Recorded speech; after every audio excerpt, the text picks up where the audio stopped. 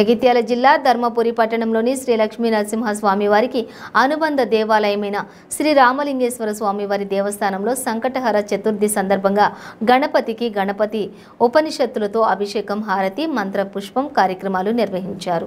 ఈ కార్యక్రమంలో దేవస్థానం కార్యనిర్వహణాధికారి Sankatala Srinivas, renovation committee chairman Indarapu Ramaiah, వేద పండితులు పాలెపు ప్రవీణ్ శర్మ, భక్తులు పాల్గొన్నారు.